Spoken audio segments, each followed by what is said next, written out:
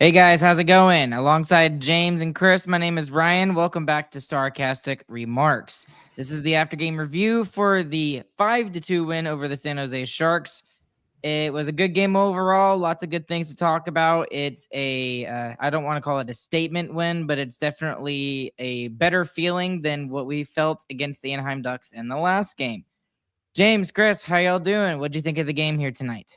I'm doing good. It definitely wasn't a statement game, but for a couple players, it might have been. Yeah, it was a get right game for the big boys. That's what it was. And I think that's probably the biggest thing coming out of tonight's game, and the fact that Rope, Hintz, and Robertson both get a goal here tonight. Yes, Hintz gets it in with the empty net, but this is the first game again that I've seen from him that he actually looked like himself. He was using his speed. He was able to get it down deep, and he actually looked engaged in the play here today. And Johnston with a incredible goal as well. Great stick handling and a snipe. That Rope to Johnston, that's what I pictured when I saw that line together. I was like, those guys can fly and they can score on the rush like that. Those are the types of goals I want to see. Yeah, and just all three of the top guys scoring. Even though Hintz is empty netter, it doesn't matter. They all get on the goal column. Yep.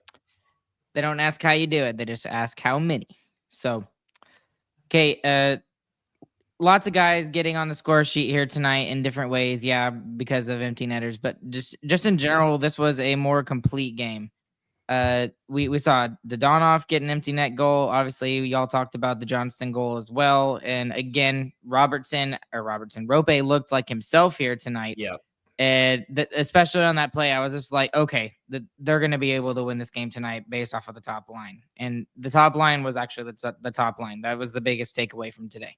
Yeah, that was a classic Robo goal. I mean, the 180 shoot. I mean, if he has a signature move, it's that. So that was good to see. And you're right. Just his overall game was just way better than anything he's done so far this year. So it's good to see him get back right pretty quick. Especially after a game where I don't know why, but everyone in like Stars media was like, yeah, it's time for Robo to pick it up. And he picked it up right after everyone called him out. So it's good timing. I mean, it's kind of nuts how long he went without a goal. Do y'all know how long he went without a goal? 9 games. 9 games. 2 points through those 9 games, too. 2 points. So it was a long one for Robertson. I don't know if he's ever done that ever. And it wasn't just him tonight, but it was also Seguin. It just wasn't fair. The iron was not nice to either one of those guys tonight. Robo hits the post again. I swear Seguin has probably hit the post like 4 or 5 times in the last 2 or 3 games, especially the last 2 games. So eventually one of those is going to go in for him. But Robertson again showing that he's just that close into getting more on the score sheet. Yeah, it's worth mentioning that the Duchesne line was still fantastic and still probably the Stars' best line. They just got stoned tonight. And yeah, Seguin's falling to earth after that crazy shooting percentage start to the year. He's starting to pay it back a little bit, I think, with these. I think it was 3 posts in the past 2 games. Well, technically he's not, because posts don't count as shots. So you're right. Technically they're not shots, but I'm sure it feels even worse for him. Yes. And he honestly thought he scored on the last one, the breakaway. He was like halfway up, ready to raise his hands up. What's funny is he doesn't even register a shot on the night. They hit 2 posts. Stupid. I will disagree with you a little bit, Chris. I still think that the top line was our best line tonight, and not just because they got all the points. From the first shift, I noticed, I was just like, okay, this is going to be a much better game. The first shift, 18:30 at the first period, I was just like, these 3 guys are going to get going tonight. Someone's going to score. And I even called it. I said, Padre, watch him. Robo's going to get the first goal. And he did. So that now, okay. So they've both taken that next step. They've gotten the monkey off the back. Now it's about consistency and doing it all the time, and not just relying upon the Duchesne line for scoring all of the goals here at the beginning of the season, like they did last year. If you remember last year, the Duchesne line was just as dominant at the beginning of the season like they are right now. So, and then it kind of made its way back a little bit, and the top line started to get going with Pavelski on it. But still, now they need to be consistent, and we need to see that consistency moving forward.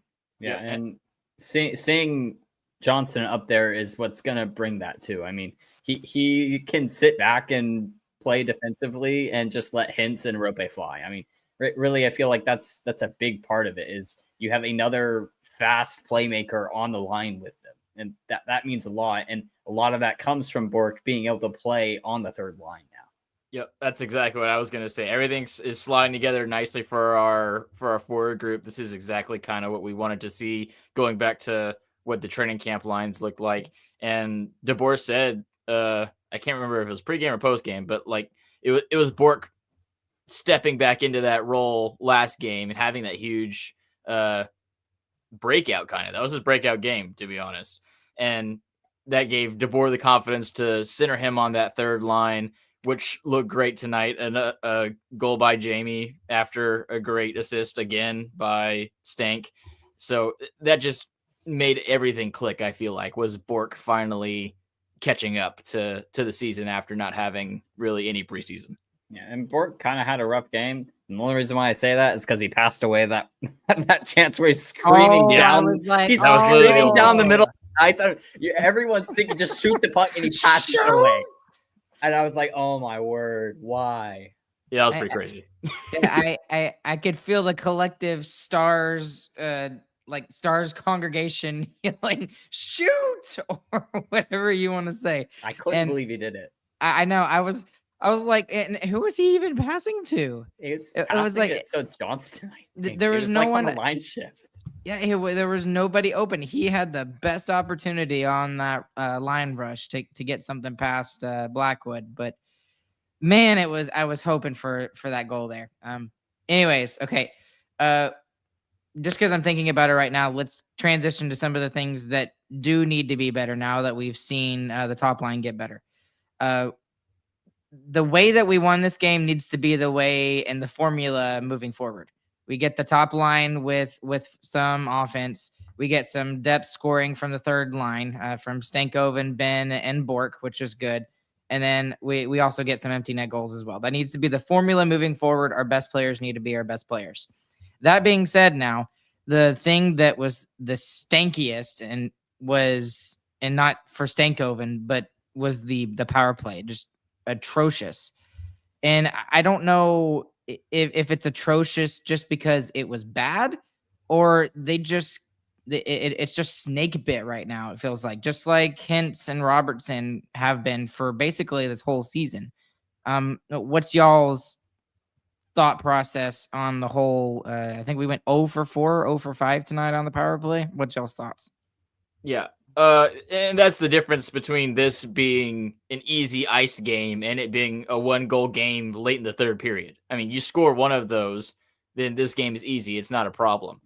I think the power play is not good. I really hate the system. They were getting some movement going, and it's still better than it was at the very beginning of the year.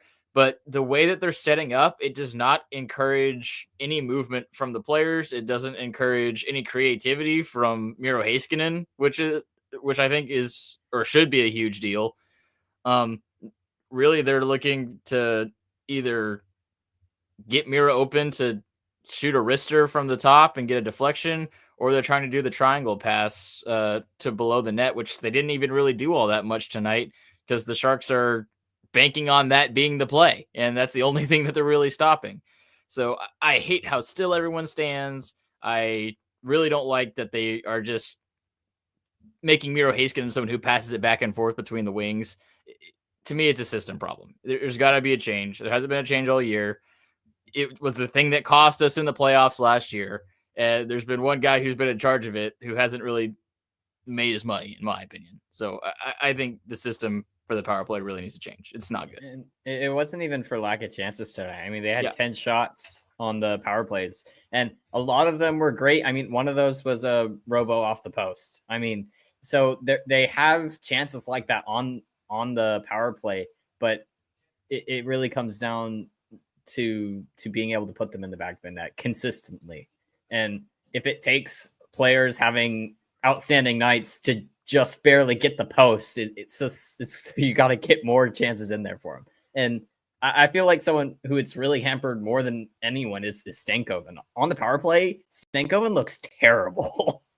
I mean, Well- it feels like he always ends up turning the puck over somehow. They're putting a 5'8" guy in the middle slot right next to the most massive defenseman in the world. Like, Right. I don't Yeah, I mean, understand that at all. He should be using his speed and his ability to move the puck to do more. They all should be using their speed. That's the crazy thing. If you go watch any other top tier power play with skilled players on it, we look like we are literally standing still, which most of our players are standing still on the power play, which is crazy. I don't understand it really at all. I hate how it's being run right now. I remember when Bowen Byram got traded to Buffalo, and one of his first games, he was on the number one power play, and he was beyond frustrated with his other teammates because they weren't just moving at all. They were so stagnant in the offensive zone, and I think that is a factor. I think it's just everything. That I know that seems bad to put it this way, but I think it's just everything is factoring into the bad power play right now. I think it's lack of confidence. It's the creativity, everything that you were talking about, Chris. I also think that it's a little bit of some unlucky puck as well. So I mean the robo shot, for example, that goes in 9 times out of 10. And if Robertson is on, he's not missing that shot ever. So I think it's a little bit of everything, and I don't know what the answer is. I honestly don't. But because at first it was okay, they're passing the puck too much, like Matt Motto is saying over here. They pass too much. And then but then we have 10 shots on 4 power plays tonight. That's pretty good. That's very good, getting chances and getting shots on the net. But at the same time, maybe they're shooting it just one pass too early or something like that. So I really just think it's just multiple factors as to why the power play is as bad as it is right now. I think it's just all piling on top of it. Yeah, I mean, there's definitely some truth to that because with how good these players are, there's no way they're going as poorly as they are for as long as they have been with all the skill they have. But I think that the key is the lack of movement on the power play. That's really the number one thing for me. And to me, that's a system thing. That's a coaching thing. And specifically, it falls on Steve's spot. This is his baby. He needs to figure it out, and DeBoer does as well. He's obviously the general manager of this, but Steve Spot's got to pick the right numbers, pull the right strings, the right levers. I don't know, but that's his job. And DeBoer even said post game he doesn't like it. So I there don't you know go. what we're waiting on. So there will be something that will go into that, I'm sure, for practice either tomorrow or the day after. So. Okay, I want to talk about Otter for a second because it was weird it was hard to read him tonight. I couldn't tell if he was having a bad game or a good game or just kind of meh. What do you think? I mean, it's a quality start. He has over a 900 save percentage. It was a well-defended game by the Stars overall. Only one goal against the defense, really, if you want to call it that, because of the weird breakaway on the power play for the Sharks. So I thought the defense tonight was great for the Stars. They didn't have to test Otter too much, but Otter did what he had to do tonight as well. So anytime he gets over 900 save percentage, I think Stars should win the game, especially against a bad team like this. I will agree with you that the defense was good in front of him tonight. What I didn't like was the amount of rush chances that San Jose had. I think that's something that they can really cut down on, and it's not just against the San Jose Sharks. It's been for the last couple of weeks. I haven't liked the amount of rush chances that the opposing team has been getting on Ottinger and on DeSmith. I mean, that just makes it a million times harder for the goalies when it's a rush chance like that. So that is one thing I would like to see improved on that. James, you look like you're about to say something. Well, you say that, but like in the last 5 games, we've won 4 and only allowed 2 goals or less in the 4 that we've won. I mean, the one game we lost was against the Ducks where we let up 4 goals.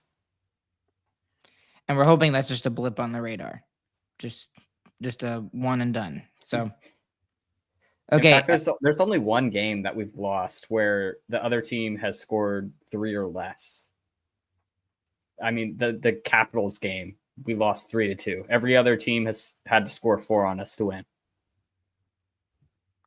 I don't know if that's a bad thing or a good thing, to be honest with you. It's a weird thing. It's a weird thing, yeah. I think it was like what they're 11-1 when the opposing team scores 3 or less, and then they're 0-5 when they score 4 or more, something like that. I think I remember seeing that during the broadcast, something weird like that. So, okay, I got nothing else off the top of my head that I can think of. What else do y'all want to bring up? I thought the other thing I wanted to bring up was that Ben was also on a goal scoring drought. He hadn't scored for 7 games. So Robertson and Ben both getting in the goal column was really big tonight. He was very good tonight too. Like just in general, Ben has been very good the last couple of games. He's been noticeable, and obviously the expectation of him being the offensive guy is not there anymore. But he's played really well with the young guys, whether it's Stankoven, Johnston, or Bork. So and especially now he's really starting to show his true colors with the young guys. So that's very good to see. Okay, sorry, Chris, go ahead. Yeah, I got 2. Stankoven gets a point. Celebrini doesn't. Boom. Debate settled. Stankoven's better. Over. The other thing I would put a star next to Minchnikov on is that like over half of his points are on the power play. It doesn't matter how you get him, honestly. Logan Stankoven is care. much better even strength overall, which is completely fair. But you could also make the argument he was 1 game away from not being qualified as a rookie for this season too. No, he's definitely and a lot of people rookie, will without a say doubt. Anyway, also I thought Dumba played better. I mean, he was okay. He was still has low time on ice for a guy that's getting paid what he's getting paid, but I thought he played a lot better than he did the previous 2 games. So I liked what he did, and we saw a little bit of Lyubushkin on the top pair, which I don't know. It was okay. Yeah, it was. That's what I was kind of like. And it really got scrambled immediately tonight. There wasn't really any consistency in what the pairs were like, but they were all over the place tonight. Yeah. Yeah. I mean, that's what you can do early in the season, and you're still not quite sure what to do. Experiment, figure it out. And Lyubushkin's still playing good. I thought he played good tonight, and he's deserved at least the opportunity to play on the top pair for sure. I mean, he's been good enough, and it feels really similar to last year. Like we're missing the top right D man, and we're kind of right back where we were starting last season. So we'll see if we can also do what we did last season in the trade market. And like you said, like the Lyubushkin Heiskanen looks good. I mean, that's pretty much what we expected. But I kind of want to see Lindell with Heiskanen again sometimes, because they just looked really strong offensively when they were on the ice together. Talking about the defensive as well, I didn't even realize it until Harley went off, but Nils didn't return to the game, and I was fast forwarding through intermissions and commercials and stuff, so I didn't catch that. Do we know the situation with Nils right now? And maybe that answers the question as to why he was scratched the last 2 games. He took a hit from behind in the game and went out with a lower body injury. Yeah. I'm also wondering, though, if it was something from the past 2 games that was kind of lingering, because he already didn't have a ton of minutes at the point that he was taken out. And he was taken out. I think he was taken out during the intermission. Like, it wasn't like a mid-period thing, I don't think. He left mid-second period, and then he didn't come back. Yeah, but we'll see. I don't know. It might have been, might not have been, but yeah. DeBoer said in the post game he doesn't think it's serious, but they'll know more next time they talk to him, I guess. So we'll see. Keep our fingers crossed for him, because that really sucks. This has been his best year as a Dallas Star, and it would really suck to be injured at this point. And if he is injured, do we see the emergence of one Liam Bichsel up to the Dallas Stars? I don't think so. I think we're more likely to see Petrovic or someone else up here, but I think there needs to be some consideration to bring up Petrovic and make Dumba be that 7th guy. I'm sorry, I'm not trying to be anti-Dumba, anti-Suter, or anything like that, but he has just not sold me at all. I'm anti-Dumba. Make it a t-shirt. He had a good night. Stop making fun of him. He had an okay night. He had a He good got his night first- for him. him. That's he just what got I his want. first point of the season. Okay, We're on let's be game 18. positive. One time, please. He's on pace for 9 points this season. We already You feel know bad what? enough Woo! about it. Okay. You know what? James is gonna pick him as the biggest winner tonight, just No, because I'm we said not. something like that, Chris. Speaking of Bishel, be on the lookout, 100degreehockey.com for a little progress report on Bishel. And He is doing good, but I think especially since the first call up of a defenseman this year was Petrovic, they're going to leave him down there as long as they can, which... And you also got your 3 left-handed defensemen in Harley, Heiskanen, and Lindell already. So right. Well, to play spoiler, I think we're going to see 2 lefties on the top pair by the end of the season, and I think we're going to see number 6 for sure. Is it time to see Harley and Miro reunited? I mean, Yeah, they but- are sometimes when we're losing, so I think that's exactly what you want to do. You They're put them just- together what I when you're mean- down, and yeah. What I mean as like a regular basis, like on a regular basis, is it time to see those two guys rejoin? it is still Heiskanen and Circle. Yeah, Thank you, exactly. Razor. That's my the favorite truth. quote And of if the you year are so going to far. have to name a top pair, you would say it would be Heiskanen and Lindell now at this point with how well Lindell has started the season. And I don't want to take Harley and put him with Miro because Harley and Lyubushkin have played so well, and Lyubushkin has shown that he can play, back up to Harley, at least on the offensive side of the puck. I don't think Harley Heiskanen is going to be a long-term pairing this year due to how well Lindell has played. And that really sucks. So, on kind of That's good in my opinion. Yeah. Okay. Good. On a kind of side note, Lindell was really good tonight again. He's super wicked elite when it comes to the defensive side of the game. He's just absolutely ridiculous. If he doesn't make the Olympic team in 2 years, in 2026, I will be mad. I will honestly be mad for him if he doesn't make. He's already on the Olympic team. Well, he's on the Four Nations Cup. He's already there, but he's. I don't see any way how he's not on the Olympic team. Yes, he's the number 2 defenseman for them and has been for the past 6 years. Okay, I think that's it. Is there anything else we need to do before biggest winner, biggest loser? Nope. Okay, let's do it. Biggest winner, biggest loser. James, go ahead and say the biggest winner is Matt Dumba.